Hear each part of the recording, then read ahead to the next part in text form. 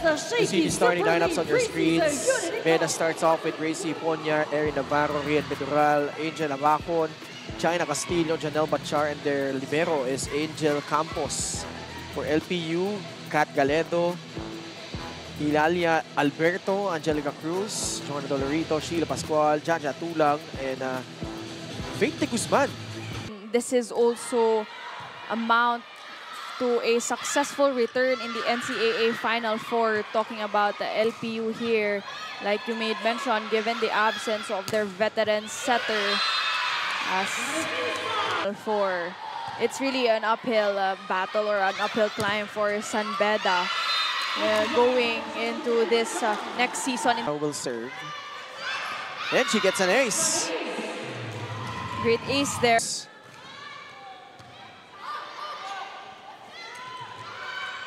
A great save.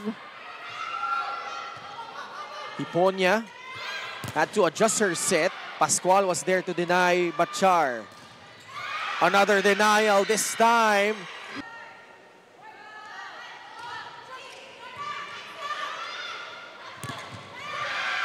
Angelica Cruz. 2-point lead. Hiponya. Kinailangan umadjust doon ni Navarro. Jonah Dolorito, binasag lang yung block doon ng San Beda. Oh, great serve. Pasok yan from Angel Abacon. Momentum kung nakakapag-ace ka, pero kung nakakapag-error ka naman, yun din, nabibitin ka, tapos napuputol yung momentum. Naipasok. Oh. Ay, pinagkaamuyan. Si Jaja Tulang, buti na itawid. Janelle Bachar. Ball still in play for San Beda.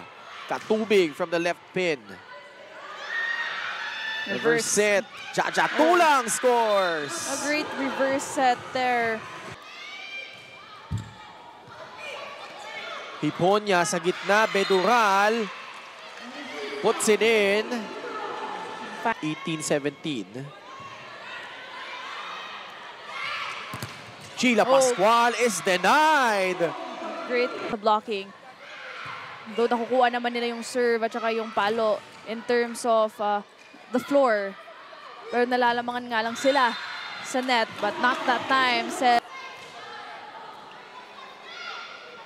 Espina to Angel Abacon.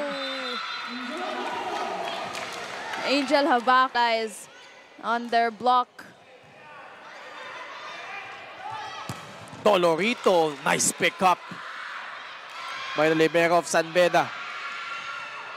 Still alive. I mean, Amber Biong doing a yeoman's job from the back. Dolorito goes for it one more time. Nice save from Hiponya. Babalikan nila si Dolorito, and this time she won't be denied. Extended set tayo, Rhea. 24 all.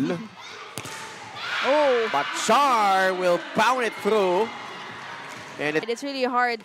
It's really hard to read mga ganong klaseng attacks. Dolorito asking for a check. But there was none. It's out, and San Beda able to get set number 1 by the skin of their teeth. Music together. 26-24 was the score in that first set. In terms of their floor defense, nahihirapan din makapatay ng bola ang LPU. This set brought to you by Shakey's. From era to era to era, the fun keeps rolling. 50 years of fun, family, and pizza at Shakey's. First point, galing sa San... You had Vanessa Martin, Taghoy, Faith de Guzman. Also there is Lumbang. San Beda is finished in set number 1. Kahit na bagong starters ang andito for San Beda, the fact na kinuha nila yung set number 1, malaking factor yun in transitioning that momentum from round of the NCAA Season 100 volleyball tournament. But it was nice that it was a double round competition. They were able to rack up 4 wins in the second round, including may nakukuis dito sa second unit nila. Pero alam din nila that this is an opportunity for them to Yes. rise to the occasion. Also, sending out our regards to Coach Kong Reyes. Hope everything is okay. And know if you're watching right now, alam mo, isa sa mga pinaka-approachable na coaches yan eh. Yes. Chay Castillo, off speed, gets that one to go. Pina. Tagohoy this time. She goes to Faith de Guzman. Kat Molina finds that spot in the corner. Martin. They go to De La Cruz. Taghoy goes for the 1-2. Handa doon si Espina. Kat Molina susubok mulit. Buhay pa ang bola. Biong pinasa kay Espina. De La Cruz. Long It's a rally C-pass. Yes. Biong setting up Molina. Oh. Nice coverage there by Espina. Finished off by Joriega. Hiro Osada had to adjust. I mean, she got the point, Rhea. But Something nice, I would say, for San Beda is gumagalaw lang talaga sila eh. They just commit to every move that they try to, they try to go to, and just like that. Yung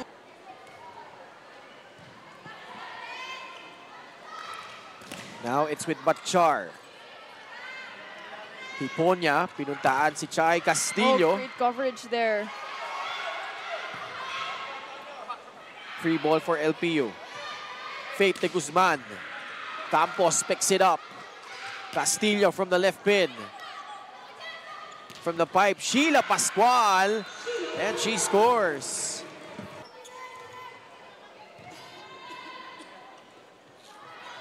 Castillo, tough angle, but able to make it work. 17. Galeno bumps it up to Faith de Guzman. De Guzman with another point.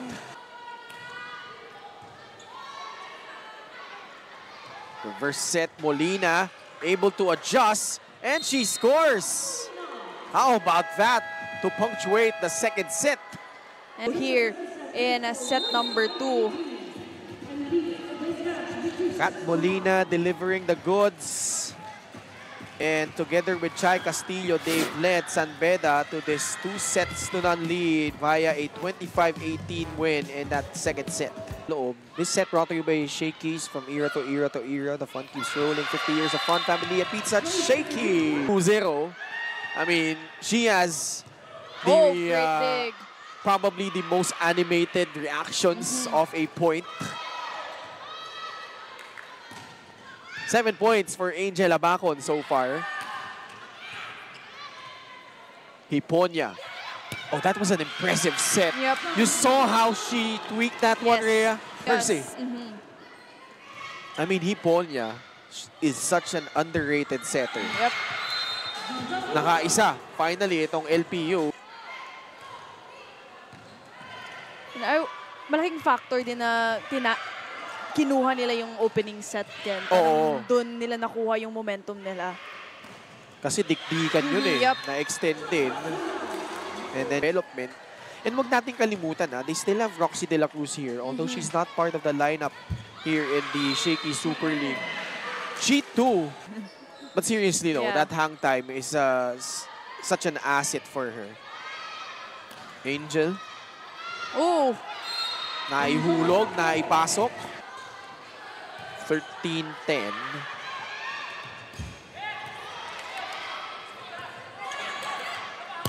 Batchar, tinarget dun si Galedo. Oh!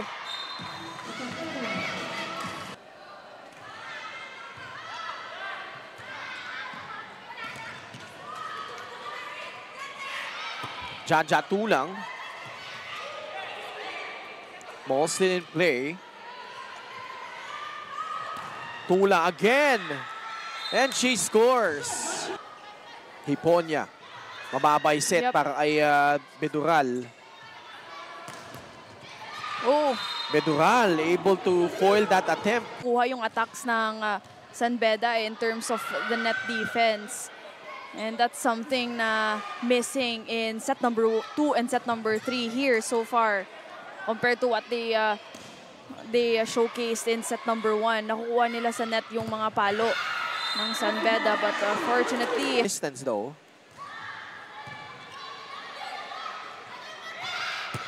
Kat Molina with a powerful attack. In turn, hindi nila nakukuha yung tempo na bumabagay sa sistema nila. Nicely done there from 22-19. Hiponia. Combination play. Angel Abacon.